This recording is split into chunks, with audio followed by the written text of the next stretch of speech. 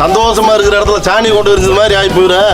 தமிழ்நாடு முழுக்க ஒரே ஒரு குற்றச்சாட்டு தான் அண்ணன் மேல இருக்கு. பாத்தீங்களா முதலாளி எப்படி குத்தி காட்டி பேசிட்டு போறாங்கன்னு. அதுவும் இந்த பெண்கள் கூட்டத்துல நான் சொல்றேன், எனக்கு என்னமோ இவங்க மேலதான் சந்தேகமா இருக்கு. எங்க பார்த்தாலும் பாலியல் வன்கொடுமை. உன்னை கொரியர் வேலை பார்க்க வைக்க தானே போதை கலாச்சாரம் இருக்கு. பேசுனதெல்லாம் கேட்டீங்கல்ல? இதை தவிர வேற என்ன சொல்ல முடியும்? எல்லாம் சரிதானே? வேற ஒன்றும் சொல்ல முடியாது இந்த ஆட்சியின் மேல. என்ன சரிதானே? நான் சொல்றேன், இன்னைக்கு ஒரு சகோதரியாக இந்த கூட்டணியிலே அண்ணனுக்கு வலதுகரமாக இணைந்திருக்கிறேன். காலங்காத்தால உனக்கு குறவழி வரைக்கும் சோத்த போட்டு வண்டியில ஏத்திட்டு வந்ததுக்கு உன்னால என்ன பண்ண முடியுமா அதை பண்ணிட்டேன். அப்படி எங்காவது ஒரு பெண்ணுக்கு ஏதாவது என்றால், தம்பி காமெடி வேண்டாம், நான் சொல்லிட்டேன். நானு காமெடி பண்ணாதேன்னு சொல்லியிருக்கேன் நானு. நான் அண்ணன் கிட்ட உரிமையா பேசுவேன்.